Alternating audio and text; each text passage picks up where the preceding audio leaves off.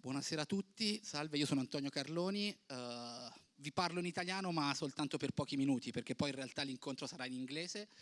E i mercoledì sono sempre importanti, cioè sono sempre un momento relativamente particolare per Gallerie d'Italia, perché poi trattiamo sempre questi temi che sono temi di oggi ma che non riusciamo mai ad affrontare fino in fondo perché non sono lontani. Cioè, parliamo di migrazioni, parliamo di ambiente, parliamo di salvaguardia, in questo caso di salvaguardia dell'oceano principalmente, e in realtà sono sempre cose che noi navighiamo perché la realtà che è dentro, che in un certo senso è intorno a noi e non riusciamo mai a prendere le distanze. Quindi gli inside, cioè gli appuntamenti del mercoledì, sono un modo per approfondire.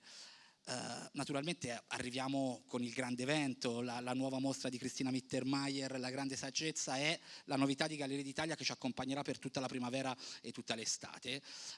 Cristina è fotografa, ma prima è biologa e prima ancora è attivista.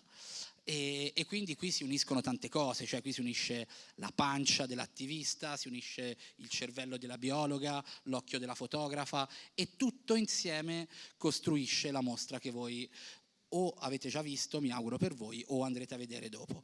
Ad accompagnarci in questo viaggio c'è Giulia Zonca, che è giornalista della Stampa. Posso dire torinese? Sì, però va bene, ok, diciamo torinese d'adozione. Torinese d'adozione. Con cui lavoriamo ormai da un po' e non voglio rubarvi troppo tempo. So Cristina, please, I'm leaving to you the stage and thank you very much and let's start with this meeting.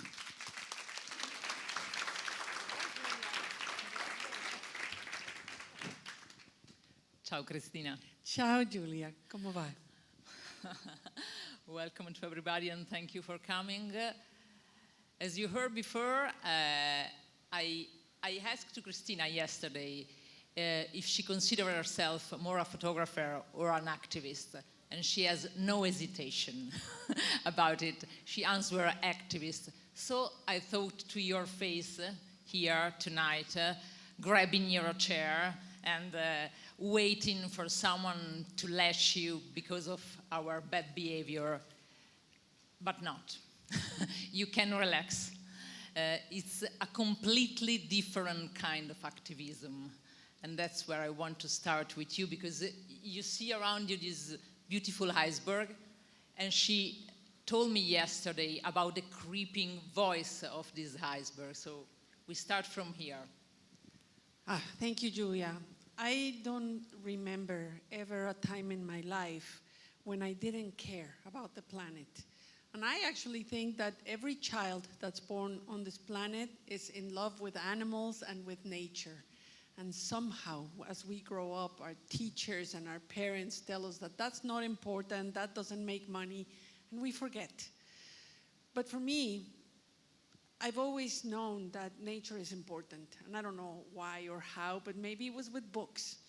I started by being in love with Jacques Cousteau, and who isn't?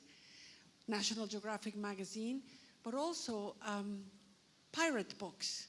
So I grew up in Mexico, and the works of an Italian writer who was born in Torino are sold everywhere in Mexico. His name is Emilio Salgari.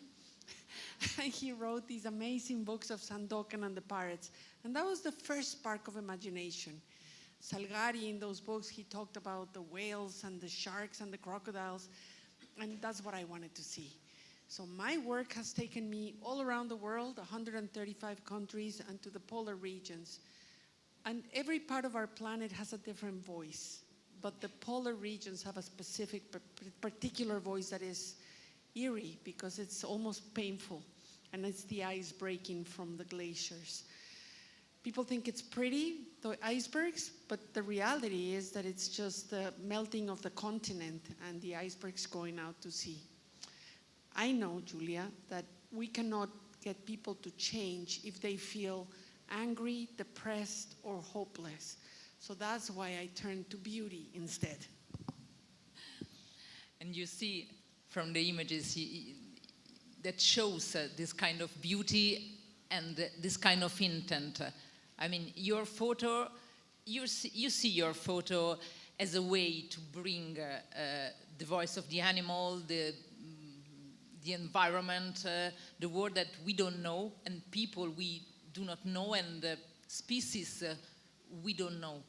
So it's not only curiosity, it's how with the human being, we met without knowing nothing about each other, and we start to talk, and then we became friends. With your photo, we became friends with some other species, and it's not so easy. You know, the animal kingdom is so mysterious, and we don't know very much about it, but I think humans, we are very arrogant. We think we're superior. Animals are here for us to use and to, you know, it's not a forest, you know, it's a pile of wood that we can sell. It's not a river, it's bottles of water that we can. But when you spend time with animals, you realize that they have their own societies, they have their own language, they have their own culture, especially the smarter ones like whales and dolphins. You can hear them talking to each other. And now with AI, scientists are starting to distinguish language, vocabulary, names. So we know nothing about our planet.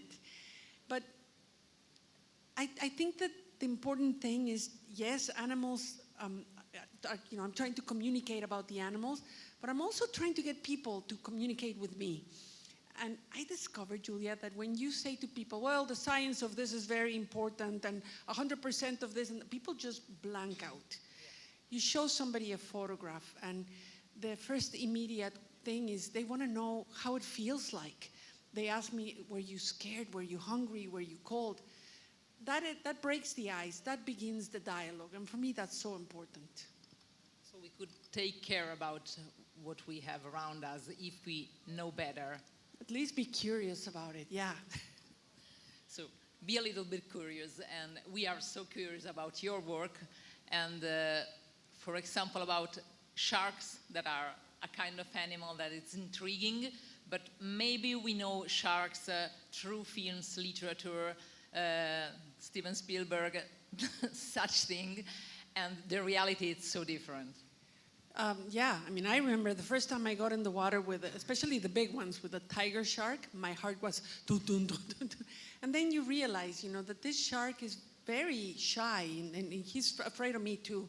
So I can see him, you know, going around and around. Maybe an hour goes by, and he finally comes close. And I go like this, and he goes, he's just afraid of me, more afraid than the other way around. He has his reason, probably. He has his reasons. You know, did you know that humans, we kill 70 million sharks every year? They get fished. You can repeat the number, please? 70 millones de squalos cada año. They are an important animal to keep the balance of the ecosystem for so many reasons. And they're a keystone species, so when you remove sharks, the whole trophic system disintegrates. And pretty soon you have a dead area. Sharks get eaten, you know. In the United Kingdom, they're eating them in fish and chips. In Mexico, we're eating them in tacos. In China, they're eating it in soup. And the problem with sharks is that they are a top predator, and they accumulate heavy metals in their tissue. Nobody should be eating sharks. But anyway, we need them alive. Yeah, but there is a place in the world that does not kill sharks, and you have taken incredible photo there. Yes, there's only one country on the entire planet that has protected sharks completely, and that is the Bahamas. Since 1985, it's forbidden to kill sharks.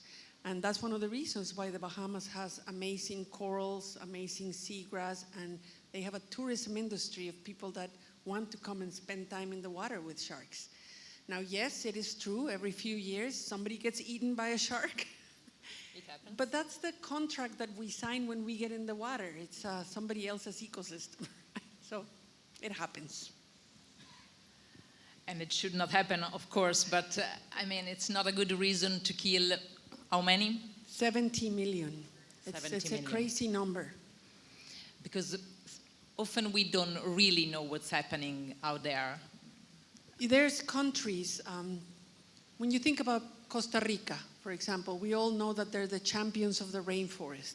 But in Costa Rica, we have been trying to get the government to pass a law that declares sharks wildlife.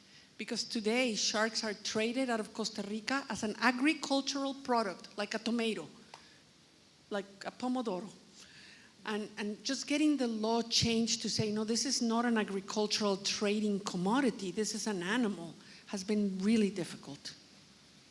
Do you have the perception since the start of your work that something has changed for real? I mean, give us some hope.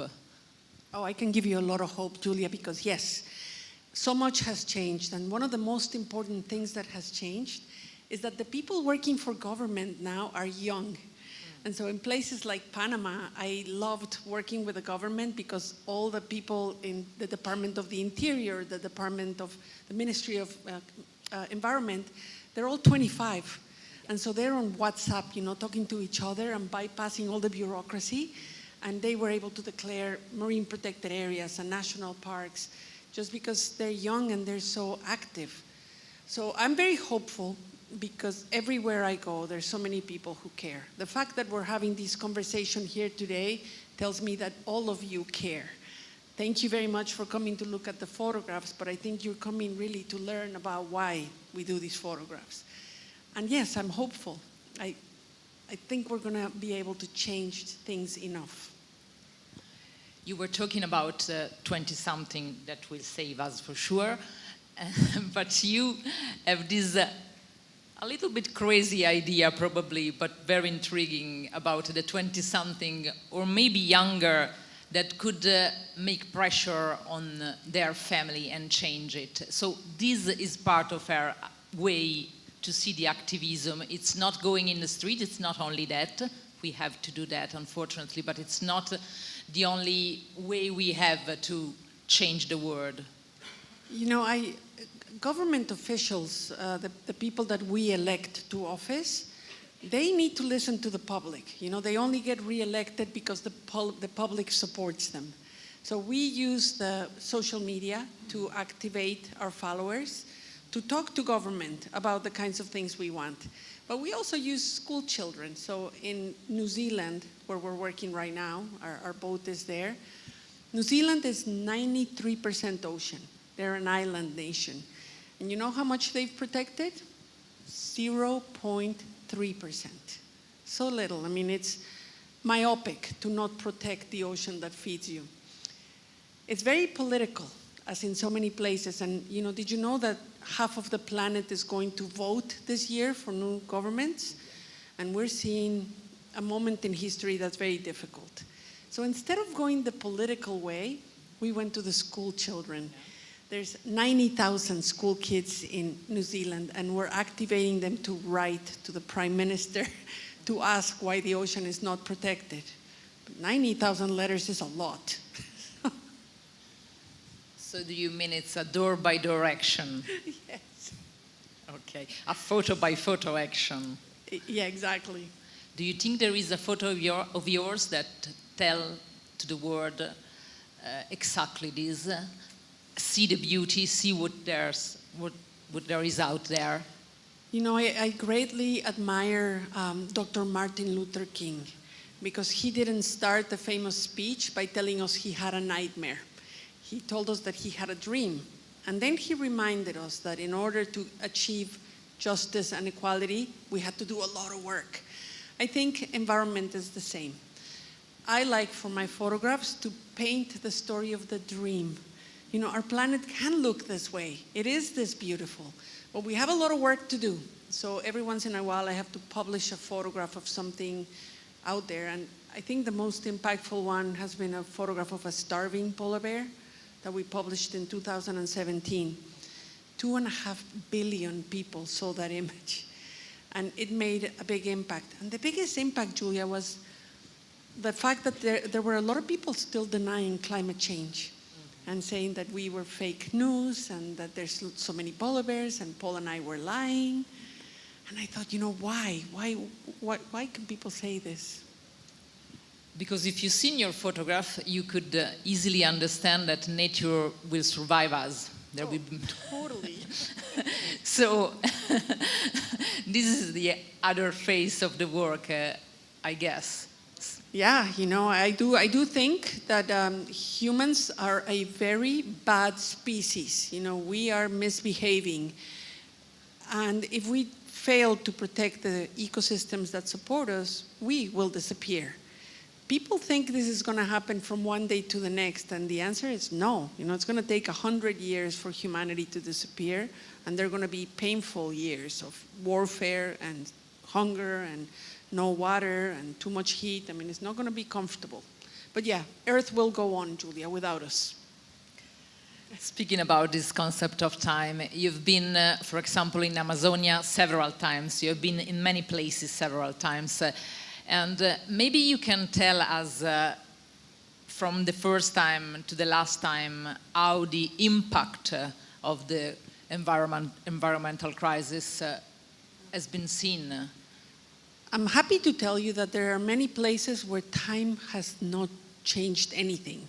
You go to some of these villages and I feel like the same lady is sitting in the same house because they're so isolated from the outside world. But outside of the boundaries of their territories, things are changing fast.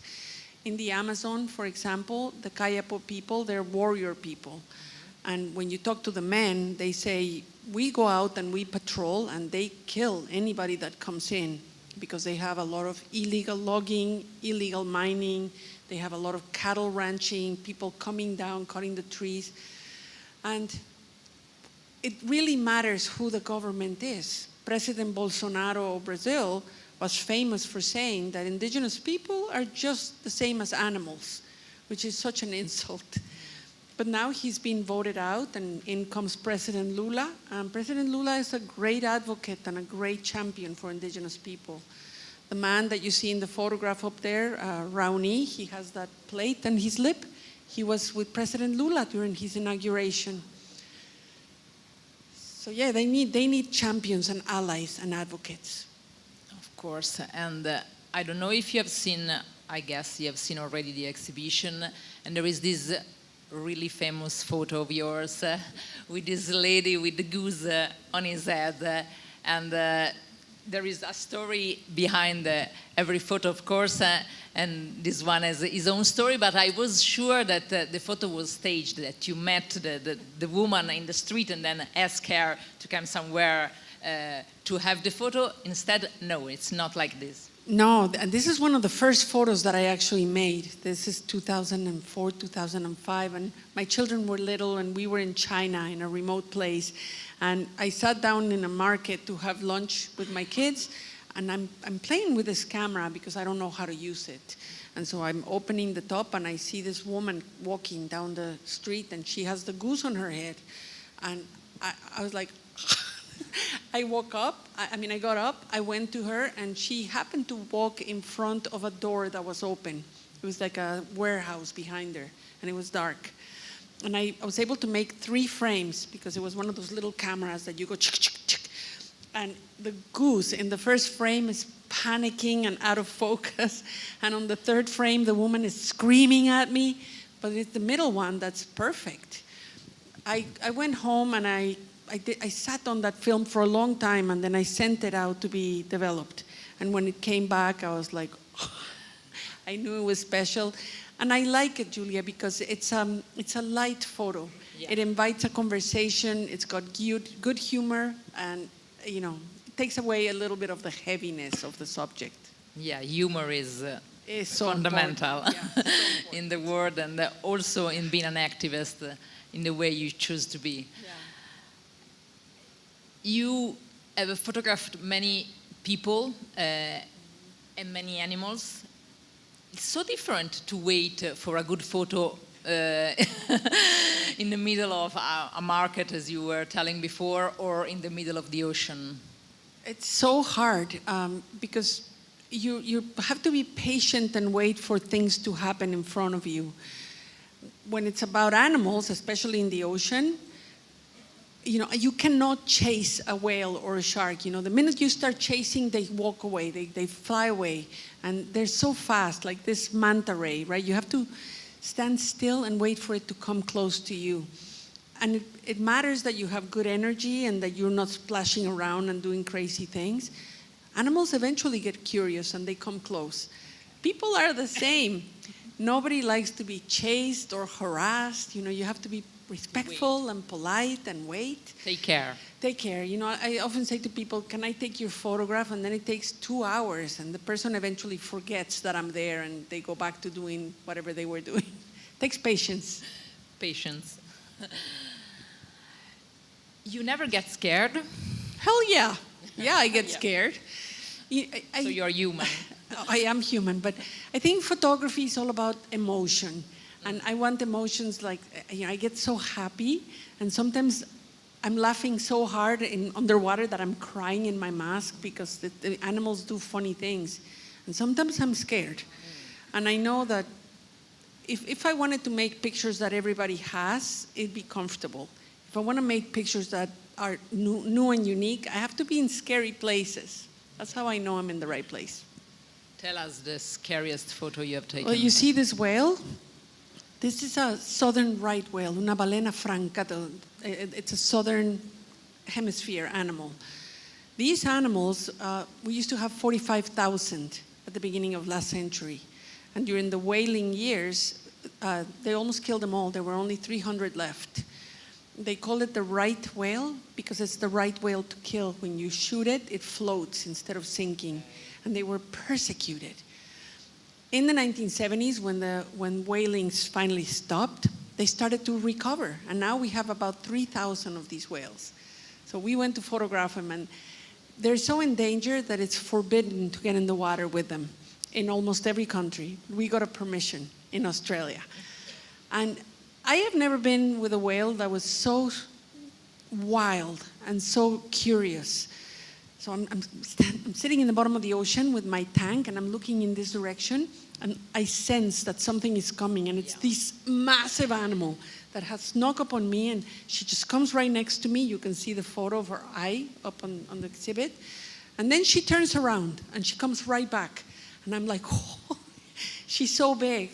So she was scary, you know. She wanted to touch me. She wanted to come close and push me. I felt like she was asking me, you know, what are you and what are you doing here? But yeah, she was scary. She's too big. And you swim away or you stay for the photo? I swim as fast as I can. And then I'm thinking, you know, I'm scaring her too. Of course. Oh, these big animals, you know, they don't know how fragile humans are. They could not imagine. No. And I don't want to get hurt because then people think that the whale is bad. Maybe people think that whale is mysterious and so strong that she could do whatever.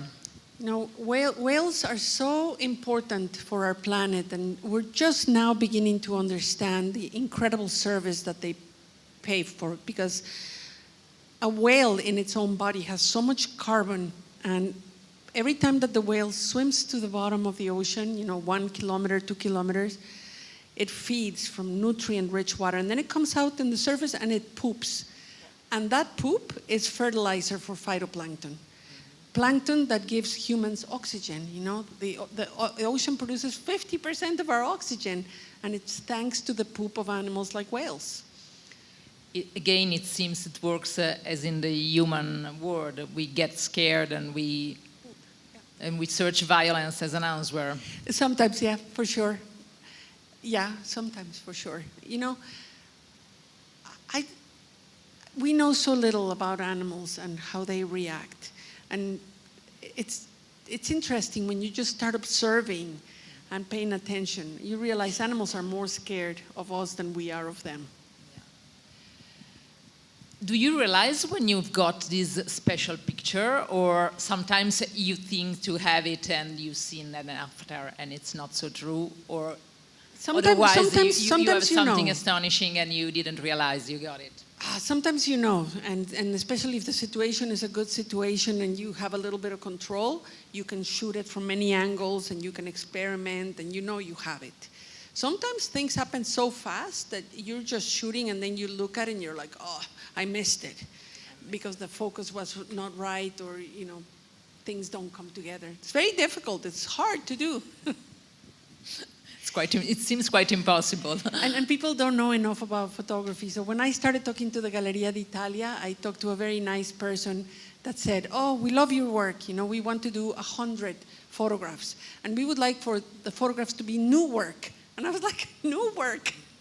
It's taken me 30 years. It's very difficult. there is something you missed that you regret so much. Yeah.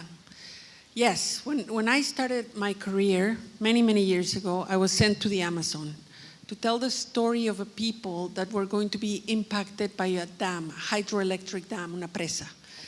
And I was a very new photographer. I didn't have experience.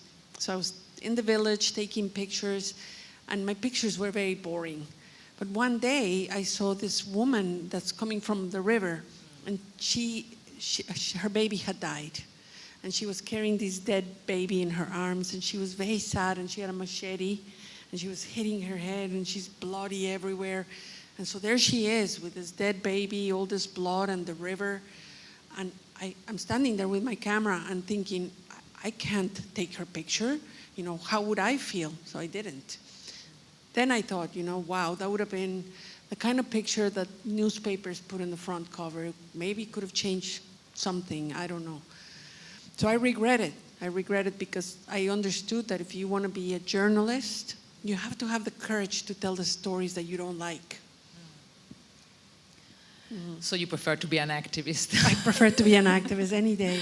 They say that if you're not an activist, you're just sitting there while Rome burns. We don't want Rome to burn. And now where you want to go to take photographs? Next trip, next mission? The day after tomorrow, I go back to New Zealand. And again, New Zealand, there's a convention. There's two conventions, you know, one on climate change and the other one on biodiversity. And all the countries in the world, they sign these conventions.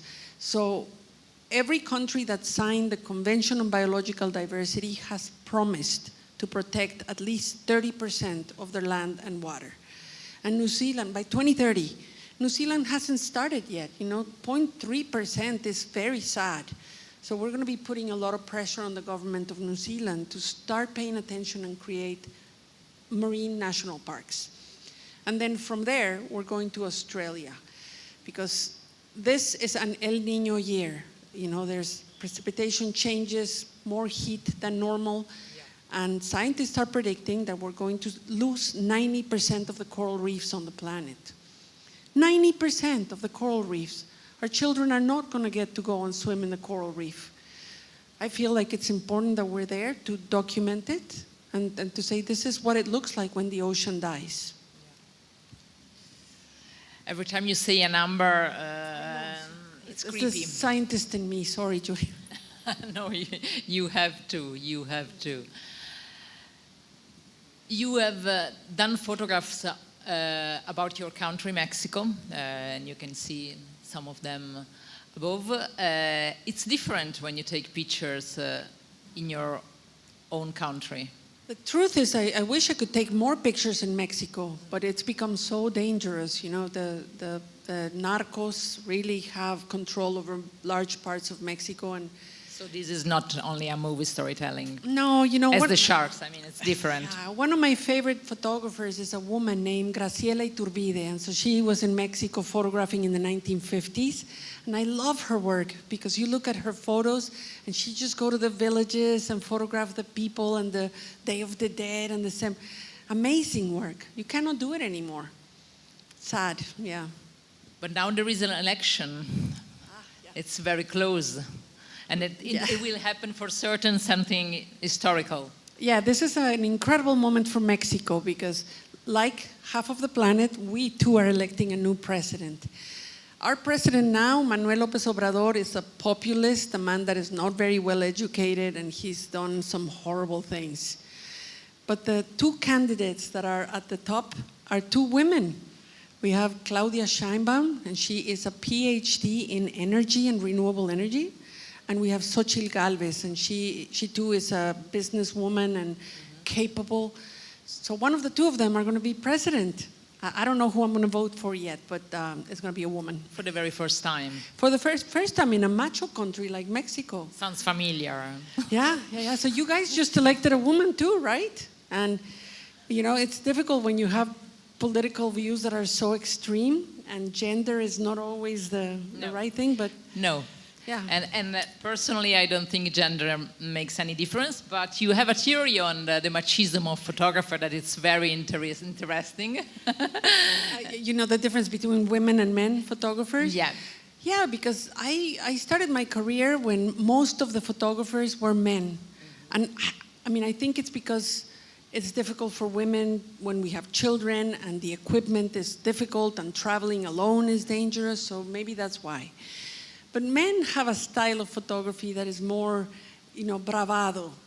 My husband, at least, he's a photographer too, and he always wants the animals to be, sharp in focus. And I like things that are poetic and feminine, and I want especially photographs that make a connection, where you have a mother and a calf, or, something that gives you an emotion. Yeah, but it was fascinating listening you tell that you are not so interested in your camera.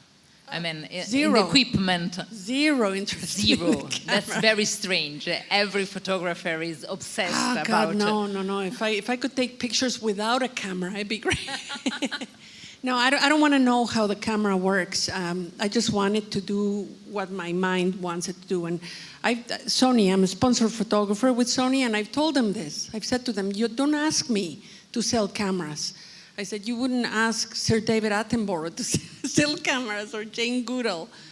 And so, no, I don't talk about the technical aspects because I'm not interested. But maybe this is very linked to your work, because it was also in a sentence written there that you feel yourself as a membrana between nature and people who look at your work. I think all artists, that this is exactly what you're trying to do. You're trying to act as a translator between the thing that you're photographing or painting or whatever it is and the public that's looking at your work. And you just want this conversation to pass through you. So if you insert the technical aspects of the camera, you become a barrier to the conversation. Now we're talking about cameras, not about issues that are important. So yeah, I just want to be osmosis. Osmosis. That's why we have the meeting here and deep down the ocean, in this immersive room. We have to thank Paul Nicklin, my husband, for this incredible footage, because 5 years ago he discovered video, and he doesn't want to do photography anymore. He's in love with video. And so, yeah, he's the man with a camera doing video. Okay. Maybe you have some curiosity about the exhibition. Have you seen? She remember every story behind the photo, I could swear. So I worked very hard for all of them. So maybe you have something to ask about what you have seen. And you can ask in Italian, and yeah, Giulia will translate. And I would love to have some questions.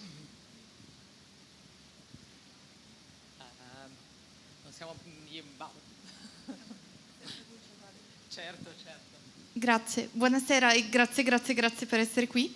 Io sono molto curiosa sui suoni. Prima avete iniziato la conversazione parlando del suono dei ghiacciai e guardando le sue foto mi chiedo i suoni del mare, dei fiumi o il silenzio di quando fotografa sott'acqua, e questo mi incuriosisce molto. Grazie. I understood most of it, but Giulia. Do you need the translation? Not or enough. not? No, okay, it was about the sound. We started this talking about the sound of the iceberg, and she would like to know the different sound in the. You know, I recently did my personality test, and I am an introvert. I mean, this is difficult for me. This is work. For me, being in nature and in silence is such a gift. So when I put my scuba equipment and I put my head underwater and now it's quiet, so happy. And I love the sounds, you know, when you dive close to the coral reef and because the sound of the scuba is very loud, but when you stop and you listen, you hear the crack of the coral, you hear the fish that are, you know, eating in the coral, and it's amazing. I think forests, coral reefs are going silent as animals decline. And scientists now are using sound to kind of know if something is healthy or not. Because it really gives you a baseline. You can tell if something is missing. Some animal that used to be there is not there anymore because you don't hear it anymore. And in the ocean, the sound carries so loud, so far, you know. If you put your head underwater and there's a ship or a boat coming by, You hear the engine so loud. So imagine what that does to animals that are sensitive, like whales and dolphins. We know, for example, in Vancouver, where we live, that we have so many cargo ships carrying oil that the whales have left because they can't hear. We need the type of energy that's quiet. It's all so quiet. Yeah. I mean, yeah. The song, I mean. Yeah. I mean, but I take a lot of comfort in knowing that there's people thinking about innovations. Now, even for big cargo ships, they're coming up with these rigid sails to help them sail faster with less noise, less fuel. I have a question. Yeah. Okay. Hi, Cristina. Hi. Yeah, thanks for Hi. being here. I just have a question to the activist, Cristina. And I mean, like a few years ago, we kind of stopped. We were forced to stop. So I think a good way was that we started to find the beauty around us, also in the relationship. So I think it was a good hope. Also the nature was recovering pretty fast. But after that, we started to consume even more. We were flying even more. And so we kind of like stepped back. Also the COP28 was like a step back through the Paris Agreement. And I want to ask you, how do you think your idea of enoughness can take place, and also this idea of change and hope that you were talking about can be real? Yeah. Thanks. Yeah, thank you for that. I really love the idea of enoughness because I don't think that, making people feel guilty or pointing fingers or telling people what to do works. But the idea of enoughness is personal, right? If you know how much is enough for you, then you are content. You don't need to look for more. I see these people that, they have millions of dollars and they need more. And you think, are they happy? You use this neologism, enoughness. Yeah, enoughness. It's something that I observed working with people in remote places that they have so little, they don't have fancy houses and fancy clothes, but they are pretty content because they know how much is enough for them. So I've been trying to talk about enoughness to people, and it's difficult to explain. It doesn't have a translation. But when people get it, it really, you see people adopt it, So I know you're going to be practicing enoughness now, because we've talked about it a couple of times. And I certainly do, and it makes me feel better. I can now go in the shops and I look at the windows and I think to myself, I don't need this. It's just stuff. And it's not less is more. It's a very different theory, because I've seen your photo in Amazonia, and you tell me that women there were so thrilled to wear jewel and color in their faces. So it's not to be modest or be. No, it's something very different. Very different. I mean, there's poverty, right? Poverty of physical stuff, and then poverty of spirit. And I think the people that know how much is enough and that can find beauty in, for me, beauty is in family, in the pride that we have in our traditions, our language, our ritual, our friends, our work. These are the things that make us happy. I find that beautiful.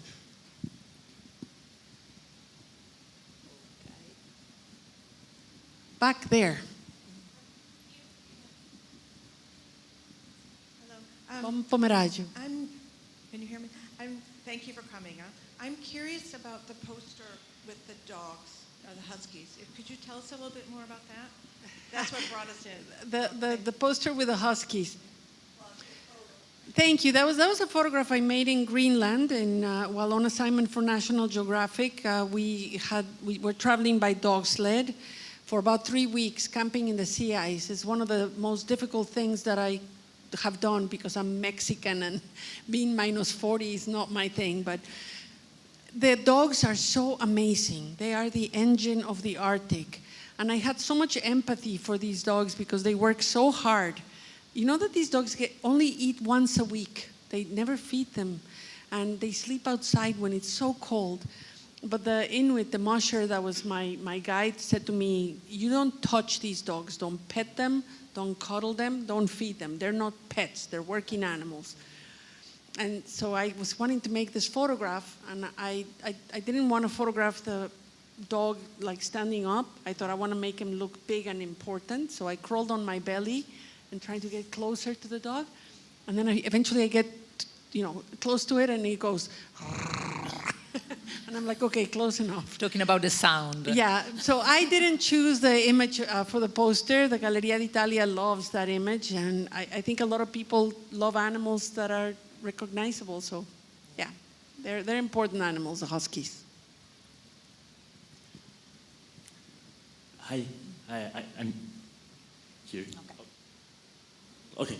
Hi, Cristina. Sorry, I wanted to ask because I haven't seen the exhibition still. And I will, of course. But I have two questions. The first one is very personal. I am an activist as well, and I travel a lot, and I find very difficult to keep points of references. So one day you are in New Zealand, one day you are in Costa Rica, one day you are in the North Pole. So my first question is, how do you manage to, apart from your husband, even keep friends, even have points of references? And so how is it with your humor, with your well-being? This is a very difficult question that I tried to ask myself. And the second one, maybe even more difficult, is we also go to schools, talk out in schools, and sometimes I think that people still believe that climate change all impacts polar bears, bees, and koalas, and instead it's a crisis also for human beings. And so how do you think we manage, now that we have maybe understood that climate change exists, that it is something that also touches us in everyday life, but also in cities like Torino, which is one of the most polluted in Italy and in Europe? Thank you. You're such an extraordinary human being. Thank you for those two amazing questions. And your first question is really kind. Thank you for asking. I don't have a lot of friends. This is sad. I have an amazing team that I work with. I work with my daughter and my daughter-in-law, and Kate has been working with me for 6 years, and she's my friend. It's sad, Kate, we don't have any friends. And Lauren. She's nodding. I know, but my husband is my family and my little team. It's very sad. It's very sad because the points of reference have been lost. When I was your age and when I was young, and I really had more relationships, but all the relationships I've had, I've shed them over the years. I'm never home.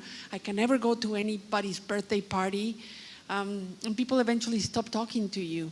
And plus that, being an activist, I'm like, why are you eating this? Why are you wearing that? So nobody wants to be my friend anymore. And that's okay. That's fine. For my own mental health, I really feel better when I can do stuff with others. We are working now on a book called Hope, trying to share, where do you dig in to remain hopeful when it seems so bad? And I really think it's in community. I think that when you sing in a choir, you're singing with 40 people, and when you need to catch your breath, the other people keep singing, and that's how we keep going. And as for your second question, I really worry because I think there's a lot of money for communications on the part of industry. Their PR agencies are enormous. And I realized this with that photograph of the starving polar bear, because they had an expert, a woman, and she was cited in every newspaper saying that we were lying, that there's many polar bears. Polar bears are okay, she said. When I started looking into who she was, she'd never seen a living polar bear. She had never been to the Arctic. But when you look at where her money came, it came from the Koch brothers, who are, fossil fuel people. And you're like, well, now we know. So it's not surprising that industry has done such a good job of maintaining the story that's important to their business. We started Sea Legacy because we wanted to be the public relations agency for the other side, for the ocean. And I thought, it's going to be easy to raise money for this. And guess what? It's not. It's difficult for people to understand that storytelling is the way that we share what's happening and get people to take action. It's so difficult. So all I can say is we have to keep doing it. do you think there is in the industries the greenwashing, the so-called greenwashing, is a distraction? I think there's some industries that are changing very quickly for the better, and it really comes down to leadership. When you have CEOs and people that are serious about what's happening, things change fast. But then there's others that are motivated by money. You know, money is the only thing that matters, and that's why enoughness matters so much, right? It's not all about money. And those people are very difficult to dissuade. I mean, I see them, I know them, I've met them, and they just don't care. So we have to ask ourselves, you know, do we need to change everybody's mind? No. We need to change the minds of the people who can make decisions, and that's why we focus on working with governments and elected officials, because it's their job. We have to win some battles, and we do. Last week, you know, we campaigned for 14 years to create protections for South Georgia, and just last week, the government of Britain announced a massive expansion to South Georgia, keep the fishing fleet out.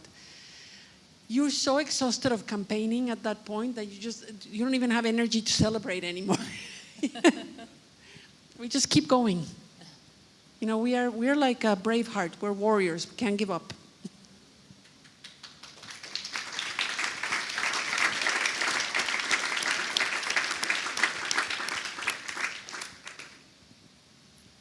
Hi, Cristina.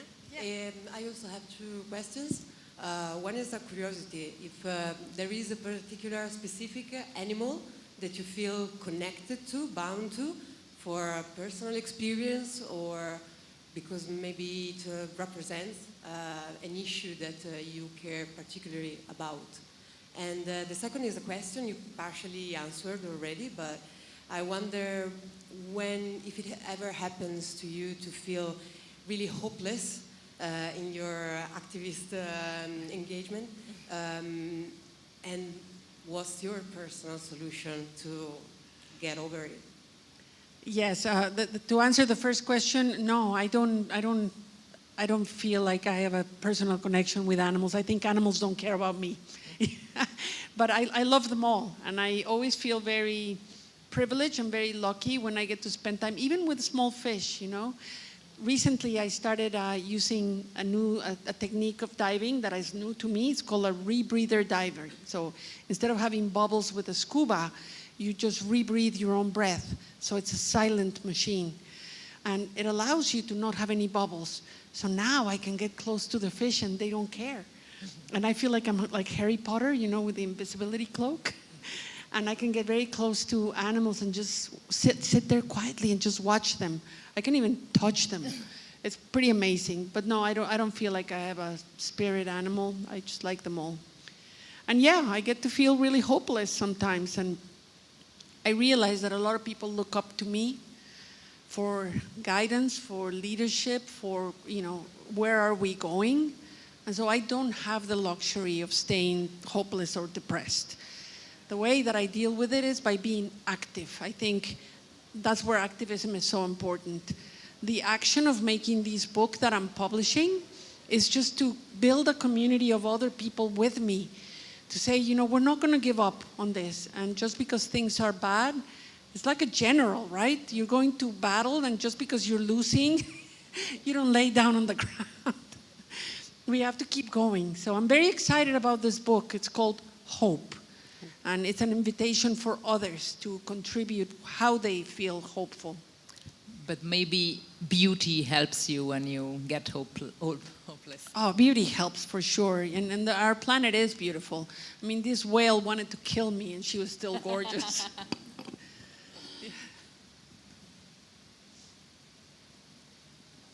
Yes. Joanna.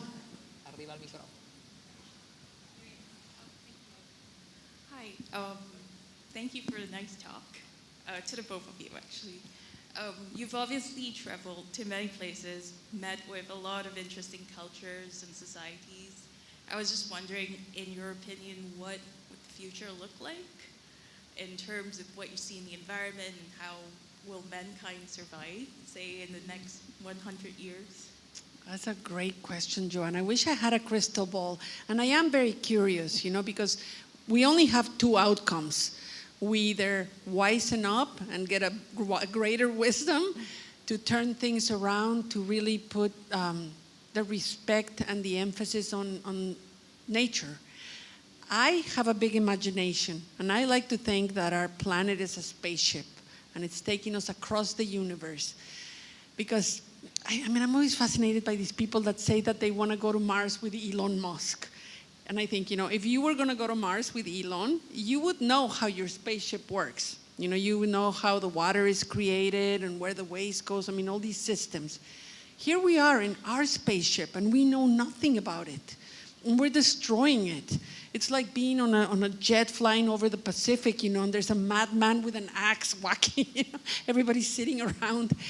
We are destroying our planet and the foundation of life that supports it. And it scares me, Joanna. It scares me because I don't like to see anybody suffering. And I think we're entering an era that is going to be very sad and very uncomfortable.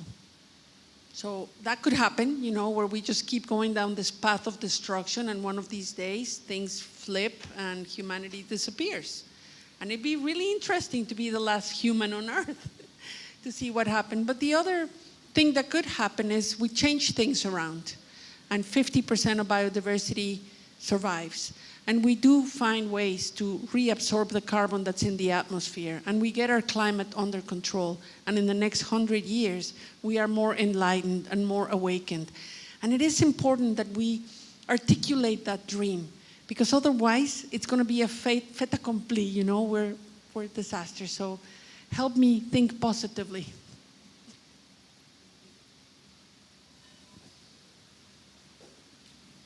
Ci sono altre domande? Has anybody not seen the exhibition yet? You've seen it. You haven't seen it? Cristina, a question for you. Yes. Right here, in front. It's there, in front. Okay, yes, sorry. Hola, Anshuman. Anshuman, Yeah. Thanks. Excellent talk, thank you for being here. As a generation that grew up reading the National Geographic, what role do you think going forward does the National Geographic Society, the magazine, and photographers like you have in educating children and educating people and conservation in general? What a great question, because National Geographic has changed a lot in the last 5 years. First, it was purchased by Fox, and then by Disney. And these are massive corporations that are very interested in profit. So the parts, National Geographic is divided into two big branches. One is the partners, which is the for-profit. They have the TV channel, they have the magazine, and then they have the non-profit side, which is called the society. And 34% of profits from the partners is donated every month to the society for the good work. They're putting a lot of emphasis now on supporting and giving grants to new explorers and photographers and filmmakers, so that gives me a lot of comfort to know that. And you'll be happy to know that when Disney bought National Geographic, there's a clause in the contract that demands that the magazine will continue to be published and that this magazine will have a certain number of pages every month.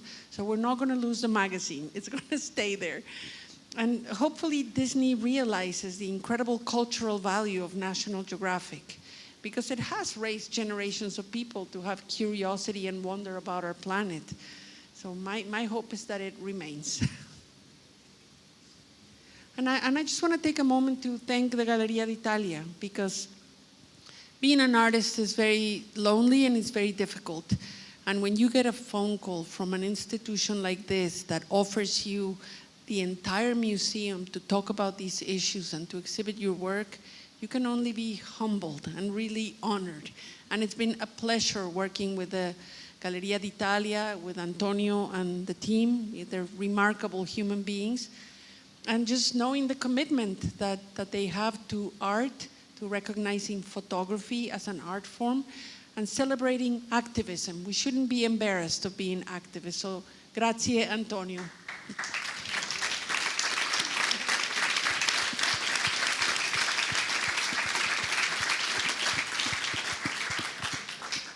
I can add that in this place you can often find a piece of beauty. So when you became angry or hopeless or sad, and not only about the climate, it's a good place to come to search something that changes your attitude. And grazie to you, Giulia. You're amazing. And remember, if you are not active, you are inactive. So this is the slogan. Yeah, activism. Activism. And grazie. Thank you, everybody, for coming. Grazie per essere stati qui. Grazie, Cristina. Okay, let's go see some pictures.